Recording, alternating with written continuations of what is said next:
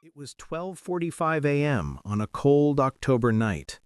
A group of college students from Redwood Community College were returning from a weekend retreat in the mountains.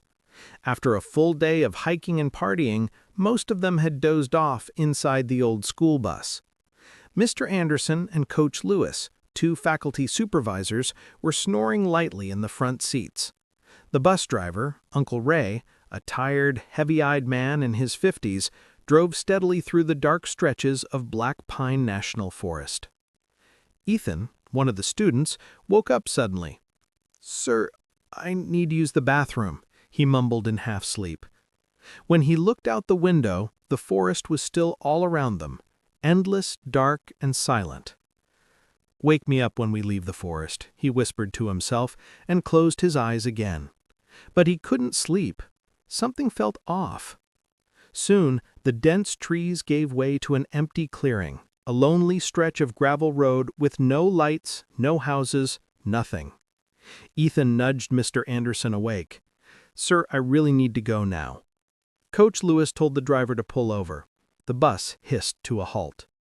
Ethan stepped out with the two teachers. Another student, Kyle, sleepily followed them out. They all went off toward separate bushes. Ethan finished quickly and returned to the bus. But Kyle didn't. Suddenly, Kyle screamed, a loud, terrified scream that echoed in the clearing. The teachers ran toward him. "What happened?" Mr. Anderson shouted. Kyle stepped out, embarrassed. Nothing. Stepped on a thorn or something." The commotion woke some of the other students. Even Uncle Ray came out. Everyone was about to board the bus again when the rumble of a motorcycle grew louder. A large man in a leather jacket stopped right in front of the bus. "You people shouldn't be stopped here," he said, removing his helmet. His voice was rough. "Not at this hour." "Why?" Anderson asked. "This stretch of road," he paused, glancing nervously at the forest.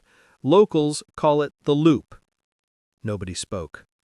"Folks driving through here at night keep circling back to the same spot. Doesn't matter if they go straight or turn around, the road brings them right back here. They call it the Shadow Loop." Some students laughed nervously. Coach Lewis shook his head. "Sir, we're leaving. Thanks." Everyone climbed back inside. As the bus resumed its journey, the bikers' words lingered in the air. A few minutes later, Ethan looked outside again. Something caught his eye. That old abandoned gas station on the left. I saw that before," he murmured. He ran to the front. "Uncle Ray, stop the bus!" "What now, kid?" the driver grumbled. "We're back in the same forest. I swear we passed that gas station earlier." Ethan's voice shook. The teachers turned toward the windows. The students grew quiet. "If you don't believe me," he whispered, "in a minute we'll pass a flipped-over truck on the right side of the road." Everyone watched. 30 seconds later, a destroyed truck appeared on the roadside, exactly as Ethan said. A wave of fear swept through the bus. Uncle Ray turned pale. "Dear God, he's right." They kept driving. And again, the forest ended. The empty clearing appeared. The same gravel patch, the same dead silence. They had returned. Mr. Anderson's voice cracked. "This can't be real." Ethan whispered. "We're trapped. In the loop." They tried different roads, different turns, slower speed, faster speed.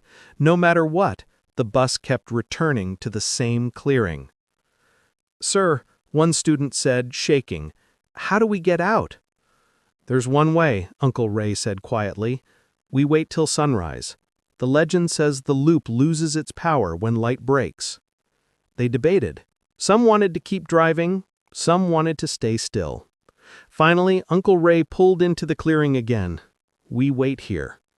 Everyone sat silently in the dark, fear thick in the air. Then a loud bang hit the side of the bus. Students screamed. Something moved outside, dark, human-shaped, but wrong. Tall, crooked, like a shadow stretched too far. Uncle Ray whispered, "Don't look. Don't make a sound." The figure walked around the bus, dragging its limbs, tapping the windows with long black nails. Then, a knock on the bus door. A raspy voice whispered, "You're tired. Let me in." Nobody moved. Minutes felt like hours. Finally, the first hint of dawn touched the sky. The tapping stopped. Silence. The shadow melted into the forest. Uncle Ray started the engine with trembling hands. They drove forward. This time, the road didn't loop. The forest opened. Civilization appeared. A signboard stood ahead. "Welcome to Pine Hollow." Uncle Ray slammed the brakes. That's my hometown." "But Pine Hollow is 6 hours from the mountains. We've only been driving 2 hours." Nobody said a word. The loop had not just trapped them.